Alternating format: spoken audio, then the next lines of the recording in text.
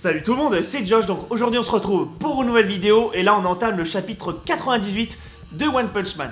Donc le chapitre commence avec le combat entre G5 et Petit Empereur. Donc on savait que le Petit Empereur était un peu en mauvaise posture face à G5 et décide d'utiliser, on va dire, ses petits atouts. Il envoie en 3 exemplaires Underdog Man qui fusionnent et qui forment Underdog Cerberus, en rapport avec Cerbère, de la mythologie, avec ses 3 têtes de chien. G5, préoccupé par Cerbère, le Petit Empereur en profite et lui envoie des crayons de glu qui l'immobilisent. Et en profite avec l'otage, le Petit Empereur, de prendre la fuite. Donc là, on va pas se le cacher, comme par hasard, face à G5, le Petit Empereur entame un combat, l'immobilise et prend la fuite. Donc c'est sûr que G5 a un rapport avec les prochains chapitres, c'est évident, et que G5, on va pas se mentir, c'est Mecha Cavalier, c'est sûr et certain. Tous les combats que le Petit Empereur a commencé les a terminés, comme face à l'Homme Phénix. Et là, comme par hasard, devant G5, comme par hasard devant lui, le combat ne se termine pas et décide de prendre la fuite. Donc pour moi, c'est évident, ça sera ça. Mais on en parlera un peu plus tard.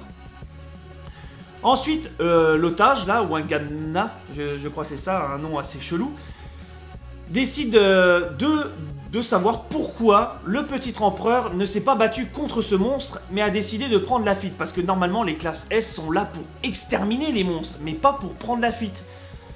Bon, le Petit Empereur voit qu'il est face à un gogol, il lui explique calmement.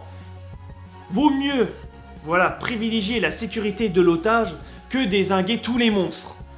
Et là, l'otage, il dit, ah ouais, pas con. Donc, le temps que ça vienne au cerveau, ils reviennent sur leurs pas et passent devant la dépouille de l'Homme Phénix. Et là, l'otage regarde le costume de l'Homme Phénix et se dit « Mais j'ai déjà vu ça. J'ai déjà vu dans la série, bon, style Magicien d'Oz. » Il dit « Je l'ai déjà vu dans cette série. » Bah voilà, dans chaque épisode, c'était une série, voilà, dans chaque épisode, il mourait et il revenait. Parce que bah voilà, c'est un phénix, la réincarnation du phénix. Et là, ça fait tilt au Petit Empereur. Est-ce que, vu qu'il a pris le costume de l'Homme Phénix en se réincarnant, en monstre, est-ce qu'il a récupéré ses capacités? En pensant ça, ni une ni deux, derrière lui, ça explose, et là nous avons un Homme Phénix réincarné, mais d'un tout autre niveau. L'Homme Phénix était niveau démon, et là on passe à un niveau dragon. Là, pour te dire, sur l'échelle, on est monté du bas à l'étage jusqu'en haut. Et franchement, le design de l'Homme Phénix réincarné, il est ultra badass. Franchement, Yusuke Murata, au niveau dessin, magnifique. Donc, le Petit Empereur engage le combat, mais vu qu'il n'a plus d'attaque à distance, il décide de se battre au corps à corps. Donc, il déploie un bouclier, son épée sabre laser, enfin sa flûte sabre laser, et décide d'engager le combat. En même temps, il a mis ses films protecteurs ultra résistants, et là, à la place d'en avoir mis un qui avait mis limite KO l'Homme Phénix, là il en met 5 pour être sûr. L'Homme Phénix retente la même attaque, mais là ça n'a pas du tout le même effet. Ah, là je te dis mon pote, ça n'a pas du tout le même effet. Là nous avons un Homme Phénix qui explose d'une facilité les 5 murs, et même rentre dans le bouclier de Petit Empereur et fait valdinguer Petit Empereur contre un mur. Mais là, tu vois que le niveau n'est pas du tout le même. Et même, il s'en vante. Il voit que, voilà, il dit merci Gyoro, voilà, je savais que j'allais augmenter ma capacité. Donc, tu vois, il est vraiment sûr de lui. Et, encore pire qu'avant. Donc, voilà, il est devenu même hautain. Et on voit que le Petit Empereur pleure. Mais le Petit Empereur ne pleure pas de peur face à l'Homme Phénix. Il pleure parce qu'il n'a pas été aussi intelligent qu'on peut le percevoir. Voilà, comme tout le monde peut le percevoir, parce que le Petit Empereur, c'est le plus intelligent de tous les héros. Et là, il se sent un peu... Bah, il est un peu déçu de lui-même, je pense, de s'être fait avoir par l'Homme Phénix. Et décide d'utiliser sa capacité spéciale, son ultime capacité. Ça se dit, hein? Ouais, son ultime capacité. Et là, on est vraiment dans le rapport avec Gundam. Là, c'est sûr et certain. Alors, le Petit Empereur brandit sa montre qui se transforme en récepteur. Et t'as plein de matériaux qui arrivent vers lui qu'il avait pu déposer dans tout l'antre de l'association des monstres. Et ça assemble et ça forme un Megazord, un Gundam. Là, je vous le dis tout de suite, ça ressemble exactement à un Gundam. Et attaque directement l'homme phénix. Bon, là, il lui fout une claque des familles. Je te raconte pas, l'homme phénix, il est envoyé valdinguer.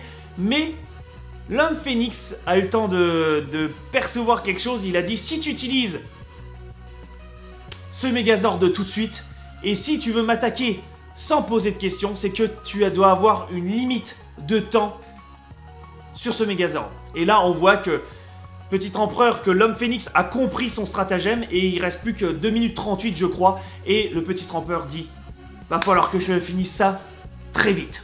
Bon, franchement, je l'ai vraiment kiffé ce chapitre, mieux que le précédent, parce que le précédent, je le trouvais un peu trop expéditif. Et là, on a vraiment des combats, voilà, des combats propres et équilibrés. Là, on a vraiment le retour de l'homme phénix.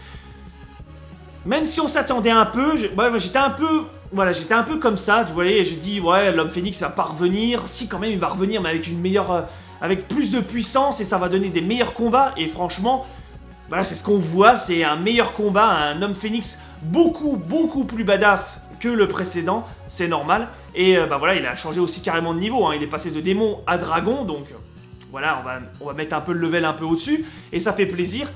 Et bon, il y a toujours la question avec G5, mais moi, G5, c'est Mecha Cavalier, et même je parie que le combat qui va se passer entre Petit Empereur et l'Homme Phénix va se terminer avec une victoire de l'Homme Phénix, mais que G5 va intervenir pour aider le Petit Empereur. Et c'est là qu'on saura que G5, c'est Mecha Cavalier.